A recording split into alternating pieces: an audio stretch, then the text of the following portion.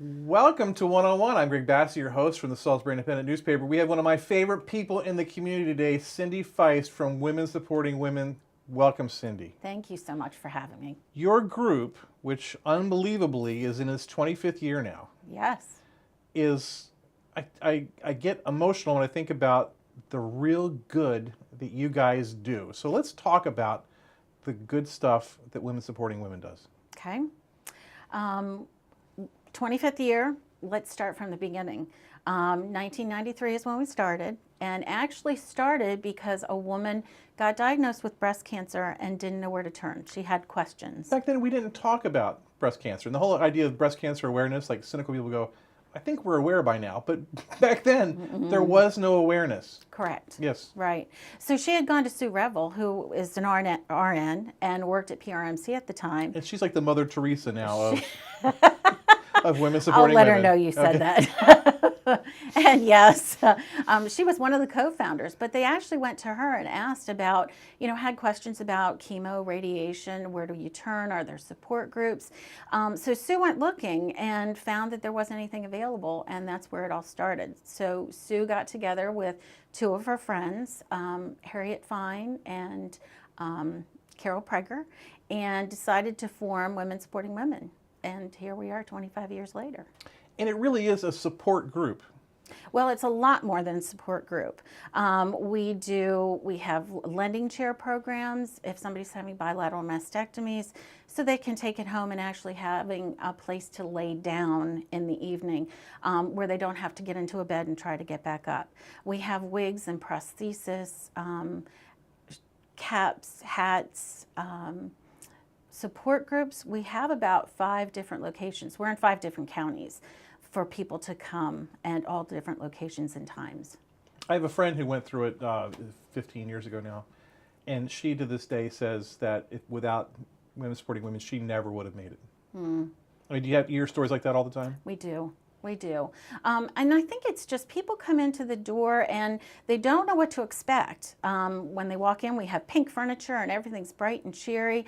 So we try to make it a whole lot easier on them. We don't need them to be upset about their bills and their finances and the radiation or things they're going through.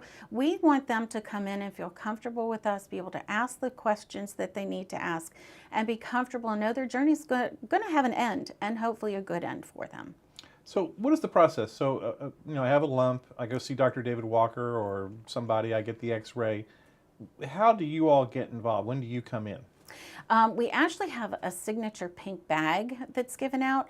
So if you go into a surgeon's office after you've had your mammogram done and it says that you have breast cancer, the oncologist or radiologist has looked at it and said you have cancer, the doctor will let you know that, and at that point in time at their offices, they will give out our pink bag. What's in those pink bags is a letter that allows us to contact those women that have been handed the pink bag.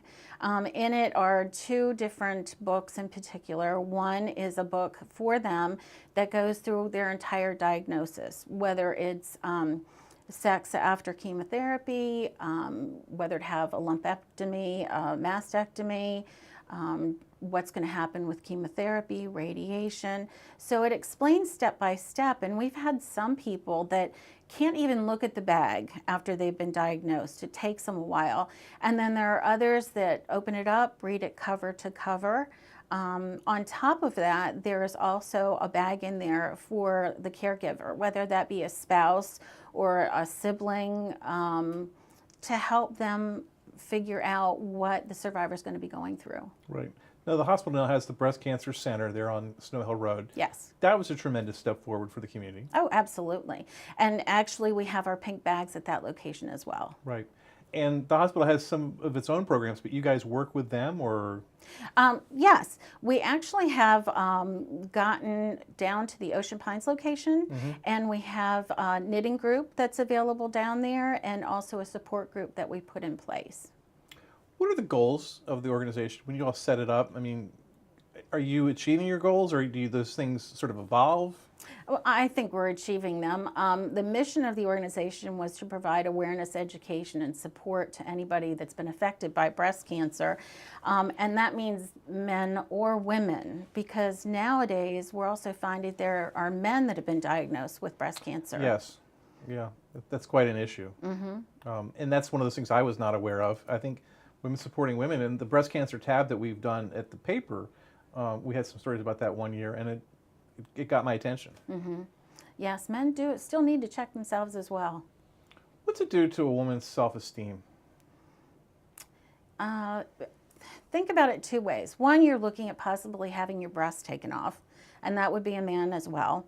Going through chemo, you're then taking away your hair. So everything about what you look like that makes you feminine is going away. And that's why we're there with the wigs and figuring out your makeup, how to make you feel better all over again once this process is through. Because sometimes people don't want to share that information. And it depends on your personality, whether you want those people to know and let them help you along your journey, or whether you want to keep it in and be personal. It's just a personal preference to you. I know the support networks are so important within the family. So one of the things I was trained on as a new parent was that if my wife was not able to nurse, it was because I had failed to give her a support network. And men are awful, as you know. So is there some way to get to the men so that they can be the right kind of support network for their wives while they're going through this? Is there an element of that, or? We actually have a lot of the husbands that come in to help pick out the wigs for the women, and at times it doesn't get comical, but it's kind of funny because we ask them, your wife was originally brown hair, but we have some red wigs in here if you want to change up a little bit. And, conversation will start from there as to what he wants down the road. So it can be light, and yes, it doesn't have to all be doom and gloom. No, Yeah. That's not why we're here. Do you have a favorite story of your own, of someone that kind of went through the system and was helped by it? I have a lot of women, story-wise, that it's a miracle that they've made it through, and they come back and they help us and volunteer. But my personal experience, I've had a grandmother that has had breast cancer. My sister had a scare with breast cancer. And I don't know whether it's fortunate or unfortunate that after I took this position a year later, I had a scare with it. And my first thought was, am I supposed to go through this journey so that I can show others what it's about? And in that perspective, it was more of, I could turn to a survivor and say, I need help. As the director of this organization, Wow. You made it through. You need to show me how to do that. So in my head, when I was on the line of being diagnosed, which thank God I was not, I knew I could turn to my survivors. And what other nonprofit could say, I can turn around to my clientele or whatever and say, I need your help. Right. So A couple years ago, we had a profile in October, which is Breast Cancer Awareness Month, right? Of a school secretary, office manager at the school in Mardella. And just an amazing photo that we were able to take where she came back to visit the school after the chemotherapy, and she looked pretty rough. But she was putting it out there, and she was sharing her journey with everybody. And no one could be around her for even a minute without breaking into tears, because she was so inspiring and she was so aggressive about it. There was no woe is me at all about it. Is that important? Is it important to have that positive attitude and to share with others like that? Absolutely. There was also a teacher down in Fruitland that the whole school came together. I remember that as well, yes. Yeah, and they dyed their hair pink. Everybody was in pink. It was awesome. I mean, they raised funds for us, but for her morale and to make through, it was phenomenal. Now, I'm sure, like most nonprofits, you all have plenty of money. You don't need any help from anybody. Okay. My biggest wish, dreams. The way we do funding for our organization, just to let you know, all the funds that come in, whether it be through grants, events, our major sponsors, and individual contributions. I mean, that's major for us, is the individual contributions. And I just want to make sure that everybody's aware, when we see Breast Cancer Awareness in October and that pink ribbon comes out, Right. you need to, whether it's our nonprofit or any other nonprofit that you're going to give to, make sure that you check into the background, because they may say that the money stays local, but that's not a guarantee. Right. So just know that with Women Supporting Women, all the money that we bring in actually stays right here locally. We go from beach to bay and the bottom of Delaware to the top of Virginia. So actually 16% of what we bring in is for overhead. Everything else goes back out into the community. Right. It's a bare bones operation. It's obvious, and it's also obvious that you guys do it because you love it and you care. You're not Yes. you're not trying to profit off of it anyway. No. Yeah. You got an event coming up where you want to raise some money? We have a lot of events coming up, with it being the 25th anniversary. The end of the month, we're actually having a ribbon cutting for a new surprise happening, and also an open house. So if anybody has not seen our location, we welcome them to come on through. And then You're over there off of Route 50? yes, Okay. it's 1320 Belmont Avenue, and we're Right, in in that Suite little 402. office complex there. Yeah. Right next to the Community Foundation. Right. And then also at the end of the year, October, of course, is Breast Cancer Awareness Month. At the end of the year, on November the 2nd, we're going to be doing our 25th anniversary gala that will be held out at the Hyatt. Wow, at the Hyatt. At the Hyatt. We're going big or go I was going home. to say, you might get me out there for that one. Love to see you. Wow. So what day of the week is that? That will be a Friday night. Friday night at the Hyatt. Wow. Yes. How big event is it? Well, we're hoping at least 200 people show up. We've got 2 different kinds of fundraisers going. A silent auction that will be some smaller items, maybe like some fishing charters and such. And then we have a company called AmFund that's actually coming in that will be doing at least 8 trips in the country and out of the country that are going to be available. Wow. I better start saving money. Darn right. So everyone in the community knows you and they know Sue, but there's some changes going on with Sue retiring. Yes. I came into the position 2 years ago as the executive director, and at that point in time, Sue continued on as the mentoring coordinator. So June the 1st, Sue has decided that she is completely retiring from WSW, and we wish her well. And we'll see about that, but go ahead. She's awesome. She's finding she needs some more time for herself, which is a great thing. But she is going to be coming in every now and again to volunteer. We do need her for some of our events, which is awesome. But now I have some new staff, as you said, and Sarah Edsel is going to be coming in as my mentoring coordinator and taking that piece as well. It seems like there's been so much progress in the 25 years when you think back about how people were so unknowledgeable and didn't get it, and now so many people get it, and there's so many ways they express how they get it, and the support seems really good. What's the future for the organization? We are still all about the awareness, education, and support. You'd be surprised when we go out to health fairs that people still don't understand that Women Supporting Women's there to help them, and that we're the only local grassroots organization in town. And we're reaching out to different communities.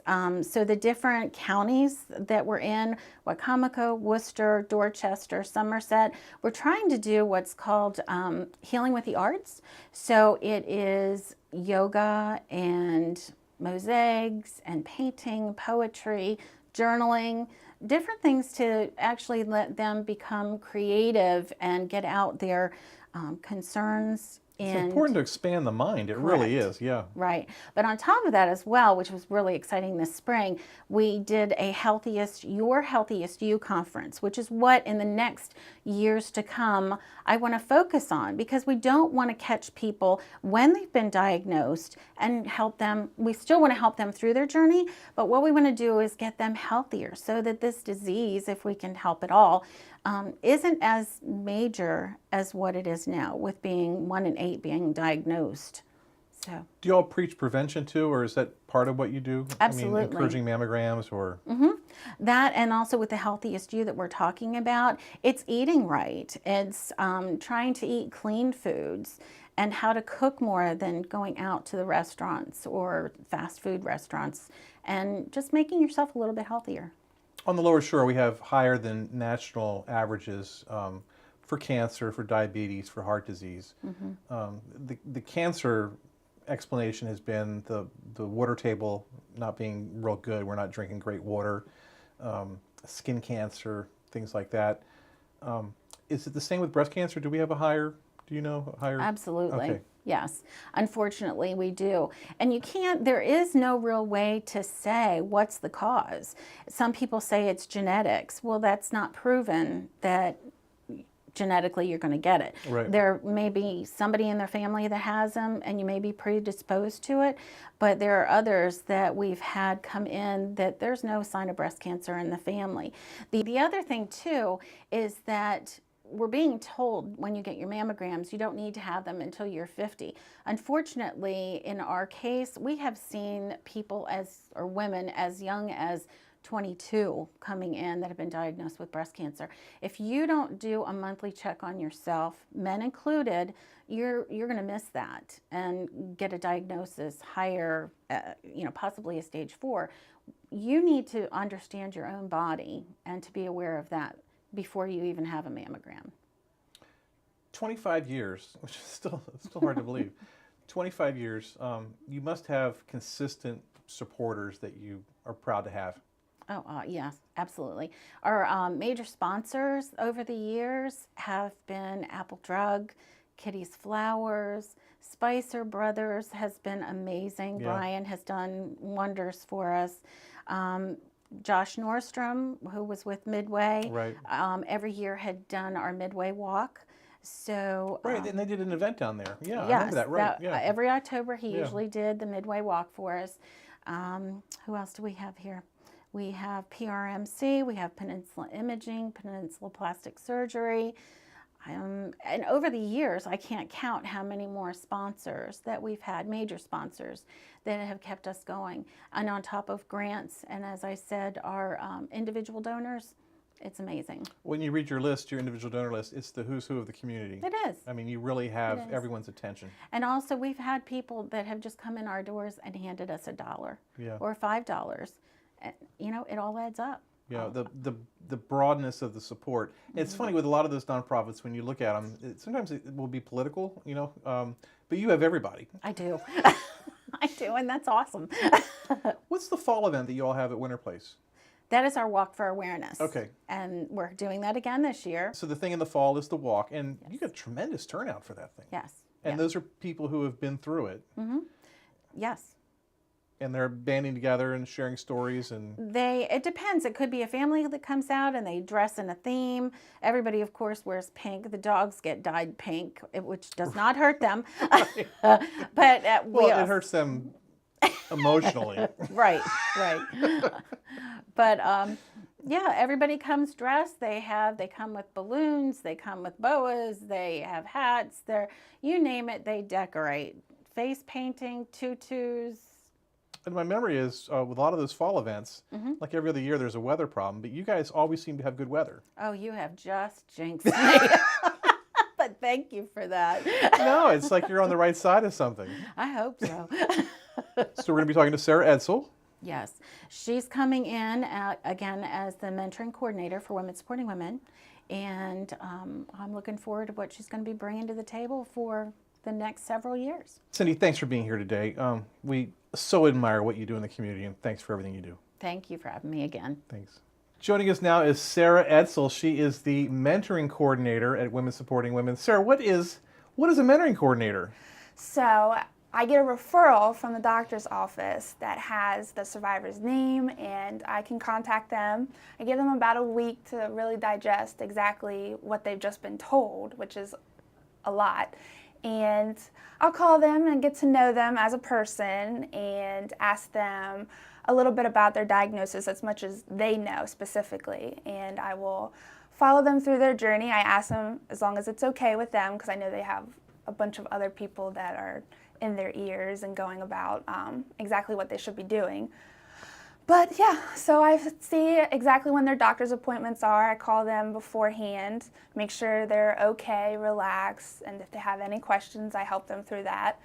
And with the chemo and radiation and seeing exactly what else they want to do with their diagnosis and just help them. I would think if it was me that I would be kind of guarded, that I wouldn't want to like go into private stuff with someone who I don't really know. Yeah. How do you break that wall? Well, I really let them know that this is, Women Supporting Women is a grassroots, and we give free resources to everybody, and the money that we get from grants really stays right here in this community, and we need to have information about everybody to really get the resources out for them so that they will always have it for the next person that comes through. And a lot of people are very guarded with today's world, and I really just try to let them know that we're here for you specifically, not just because you're a breast cancer survivor. We look at them as an individual and really make them feel very supported, and I mean, really it's just being supported through their diagnosis. Right. Now you're filling some big shoes. Sue Revel was in your position most recently. She's a legend in the community in terms of the number of people that she's helped. Is she mentoring you? Yes. So she has been retiring, and she comes in a few days a week and really gives me background information on exactly what she has done, and really just on breast cancer itself, just really filling in the terminology and the medication, the resources for it, and I'm still in the process. It's a lot of stuff to learn about Right. breast cancer. You don't realize it.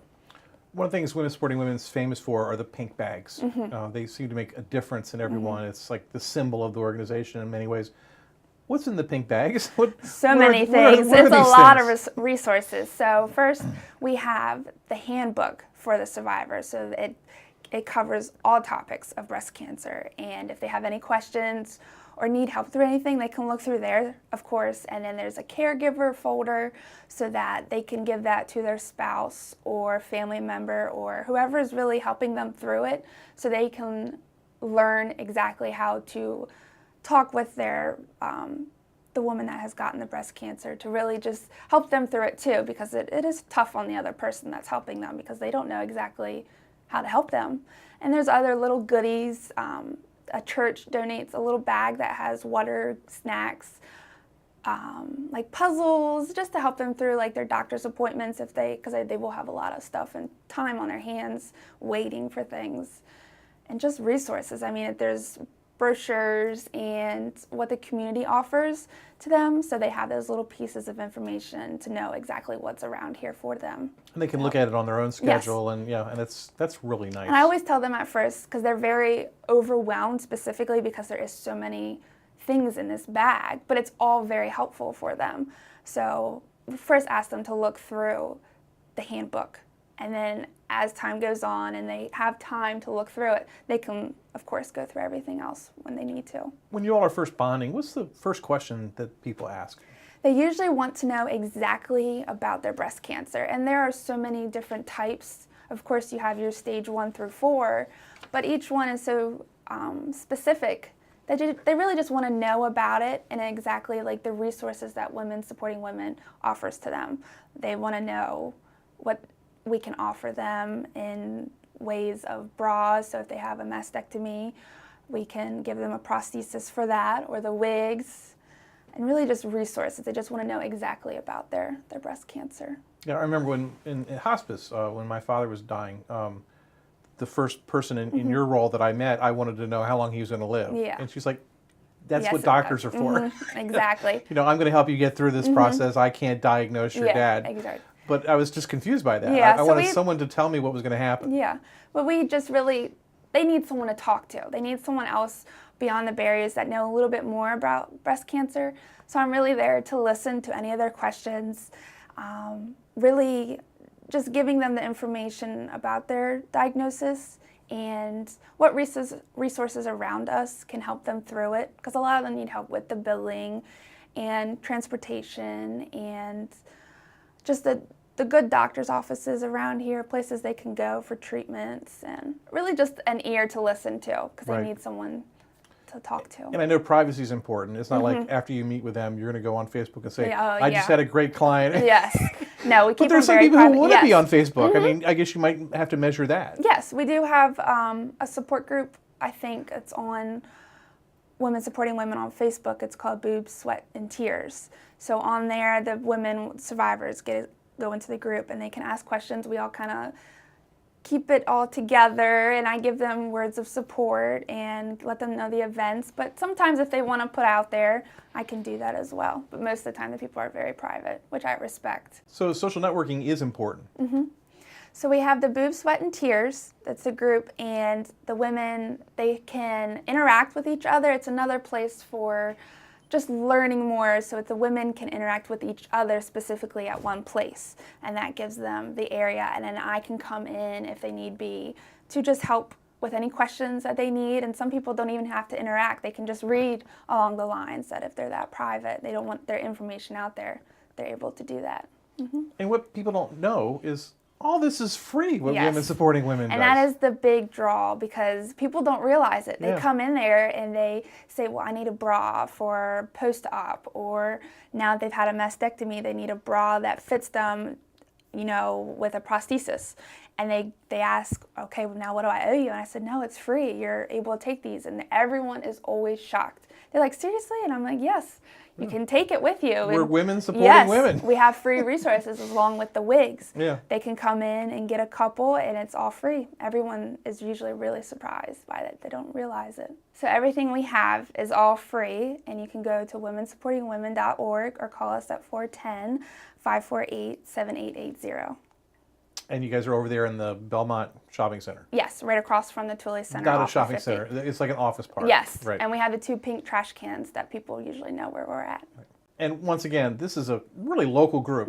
This is not a national group at all. No, so we're all in the community. We don't associate with much others, so that's why it's a grassroots. Women Supporting Women keeps everything in the community. Nothing goes out beyond that. And that's what people love too, because they like knowing it that it stays within the area. Local services Local services and local support. and no national No. affiliations. No, none. Sarah, thanks for being here today. What you guys do is just tremendous, and we're so lucky to have you in the community. Thank you. Thank you for having me. I'm Greg Bassett from the Salisbury Independent Newspaper. Another edition of 101 right here on PAC 14.